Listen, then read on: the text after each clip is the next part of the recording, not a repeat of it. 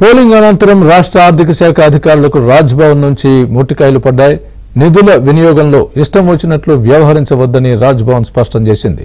నిధుల విడుదలపై కోర్టు ధిక్కార కేసులు ఎన్ని పెండింగ్లో ఉన్నాయి, నిధుల విడుదలపై ఇచ్చిన ఉత్తర్వులు తదితర వివరాలను తమకు వెంటనే పంపించాలని ఆదేశాలు వెళ్లాయి. దీంతో ఆర్థిక శాఖ అధికారులు గవర్నర్కు నివేదిక ఇచ్చేందుకు సతమతమవుతున్నారు.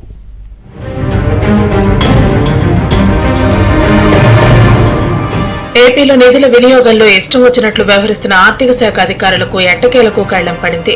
ఎప్పుడో జనవరిలో బటన్ నొక్కిన సంక్షేమ పథకాలకు నిధులు విడుదల చేయకుండా పోలింగ్ ముందు హడావుడి చేసి ఆ తర్వాత సైలెంట్ అయిపోయి తమ పని తాము చూసుకుంటున్న ఆర్థిక శాఖ అధికారులను పిలిపించి రాజ్ భవన్ క్లాస్ పీకింది.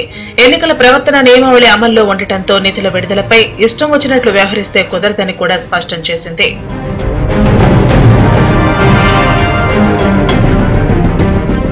కొంతమంది కాంట్రాక్టర్లకు బిల్లులు ఇచ్చేందుకు ప్రయత్నిస్తున్నారని ప్రతిపక్షాలు పసిగట్టాయి. దీంతో గవర్నర్ కు టీడీపీ అధినేత చంద్రబాబు లేఖ రాయడంతో గవర్నర్ ఆర్థిక శాఖ అధికారులను పిలిపించారు. కోర్టు కేసులు ఉన్నాయని ఆర్థిక శాఖ అధికారులు తప్పుకునే ప్రయత్నం చేయడంతో అసలు ఆయా శాఖల్లో బిల్లులు ఇవ్వకపోవడంతో కోర్టు ధిక్కార కేసులు ఎన్ని నమోదయ్యాయి, ఆర్డర్స్ వచ్చి నిధులు ఎన్ని బిల్లులకు ఇవ్వలేదు, నిధులు లేని కారణంగా ఆగిపోయిన బిల్లులు ఎన్ని, సీఎంఎఫ్ఎస్ లో ఎన్ని బిల్లులు పెండింగ్ లో ఉన్నాయి, తాజాగా బకాయిల కోసం హైకోర్టులో వేసిన పిటిషన్ల వివరాలను తనకు ఇవ్వాలని ఆర్థిక శాఖ ఉన్నతాధికారులను గవర్నర్ ఆదేశించారు.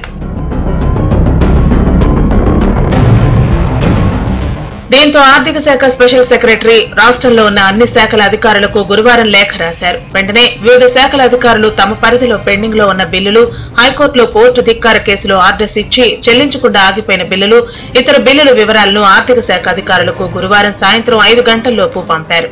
కోర్టు ధిక్కార కేసుల పిటిషన్లు దాదాపుగా 400 వరకు పెండింగ్ లో ఉన్నాయని కూడా చెబుతున్నారు. మరోవైపు ఆర్డర్స్ ఇచ్చి నిధులు లేక బిల్లులు ఇవ్వని వివరాలను కూడా పంపారు. ఇప్పుడు వీటన్నిటినీ సమగ్రంగా పరిశీలించి ఒక నివేదికను గవర్నర్ కు ఆర్థిక శాఖ అధికారులు ఇవ్వాల్సి ఉంది.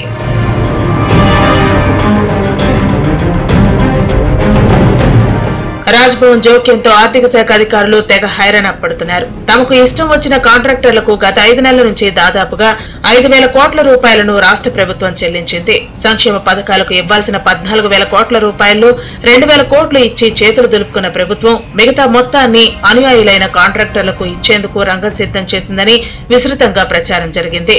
దీంతో ఇప్పుడు అధికార పార్టీ నుంచి వస్తున్న ఒత్తిడి ఒకవైపైతే రాజ్ భవన్ తమకు తెలియకుండా నిధుల విడుదలకు సంబంధించి ఎటువంటి నిర్ణయాలు తీసుకోవద్దని చెప్పడంతో ఆర్థిక శాఖ అధికారులు తీవ్ర ఒత్తిడిలో ఉన్నారు. ఇంతకాలం ఇష్టారాజ్యంగా వ్యవహరించి సచివాలయంలో ఉన్న కొంతమంది అధికారులు నిధుల విడుదలకు సంబంధించి బ్రేక్ పడిందని భావిస్తున్నారు.